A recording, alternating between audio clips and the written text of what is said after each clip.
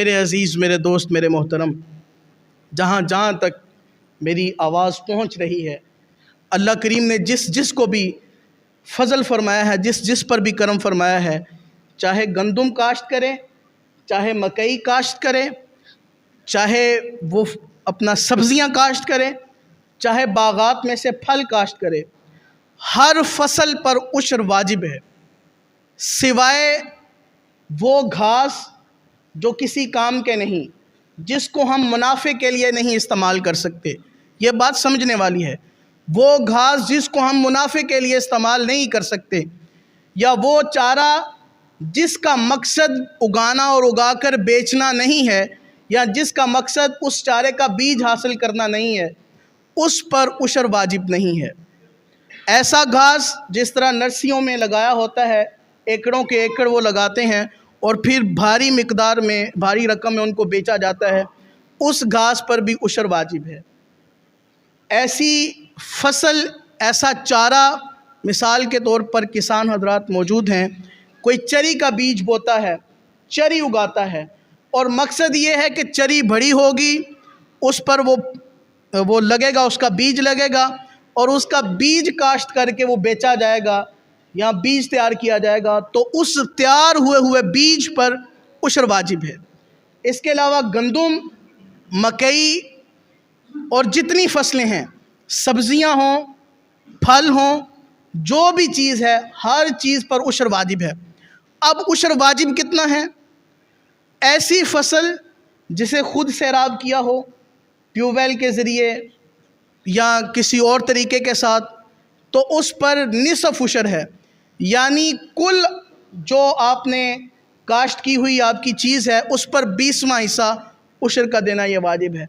اگر ایسی فصل جس پر آپ نے محنت نہیں کی، وہ آسمانی پانی کے ساتھ وہ سیراب ہوئی اور اللہ کریم نے اس میں رزق بنا دیا، تو اس کا 10واں حصہ عشر دینا واجب ہے۔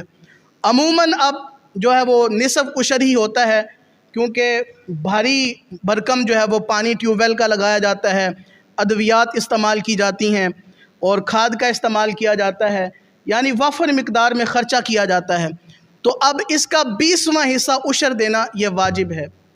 20واں حصہ مطلب کہ 100 من گندم اگر کسی کی ہوئی تو اس میں سے 5 من گندم دینا یہ اس پر ضروری ہے، واجب ہے۔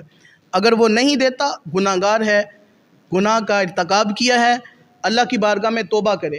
اگر کسی کو یہ مسئلہ معلوم نہیں تھا اور پچھلے کئی سالوں سے وہ کاشتکاری کرتا رہا اور اب اسے پتہ چلا کہ عشر دینا واجب تھا، تو وہ کوشش کرے آہستہ آہستہ حساب لگائے، اپنی پچھلی کاشت کی ہوئی گندم کا بھی عشر دے، یہ ضروری بات ہے۔ اب تیسرا سوال، عشر دے کس کو؟ یہ بہت اہم اور ضروری بات ہے۔ اصل اپنی فرع کو نہیں دے سکتی اور فرع اپنی اصل کو، یعنی باپ اپنے بیٹے کو عشر نہیں دے سکتا، عشر ہو، زکوٰۃ ہو، باپ اپنے بیٹے کو نہیں دے سکتا، بیٹا، پوتا، پڑپوتا، آگے تک، اور جو بیٹا ہے وہ اپنی اصل کو، یعنی باپ، دادا، پردادا، اسے نہیں دے سکتا۔ عورت اپنے شوہر کو نہیں دے سکتی اور شوہر اپنی عورت کو نہیں دے سکتا۔ اس کے علاوہ بھائی بہن ہیں، چاچا، پھوپھا، ماما، تایا، آپس میں ہم ہر کسی کو جو ہے وہ زکوٰۃ کی رقم بھی دے سکتے ہیں اور عشر جو ہے وہ بھی دے سکتے ہیں۔ اب یہ بات کہ جس کو عشر دیا جا رہا ہے اس کی حیثیت کیا ہونی چاہیے؟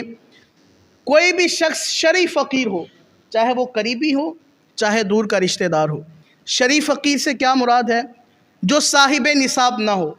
صاحب نصاب 52.5 تولے چاندی جس کے پاس موجود ہو، یا 52.5 تولے چاندی کے برابر رقم جس کے پاس موجود ہو، وہ صاحب نصاب ہوتا ہے۔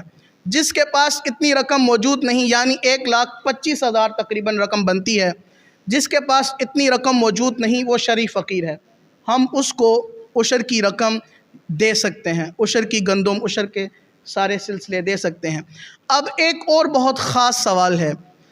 ایک صاحب کو یوں ہی عشر کا مسئلہ پوچھا انہوں نے کہا جی میں نے زمین لی ہے ٹھیکے پہ، اب 1.5 لاکھ روپے تو پہلی کا ٹھیکہ ہے، اب میں نے اس میں فصل بیج لیا اور کھاد ڈالی اور دیگر سارے معاملات بھی کیے۔ وہ اس بحث میں پڑ گئے کہ جناب عشر دینے سے پہلے خرچہ نکالا جائے گا اور بعد میں عشر دیا جائے گا۔ تو فتاوی شامی، فتاوی در مختار، اس میں یہ بات بالکل عیاں ہے، لکھی ہوئی ہے کہ خرچہ نہیں نکالا جائے گا۔ خرچہ نکالنے سے پہلے جو بھی مقدار میں ہم نے گندم اٹھائی ہے، اناج اٹھایا ہے، اس کا پہلے عشر دیا جائے گا اور بعد میں خرچہ نکالا جائے گا۔ تو یہ وہ چند ضروری باتیں، اللہ کرے ہمیں دین کے احکام سیکھنے سکھانے کی، اللہ کریم مزید کوشش کرنے کی توفیق عطا فرمائے۔ یہ چند ضروری باتیں مختصر وقت میں، محدود وقت میں نے آپ کے گوش گزار کی۔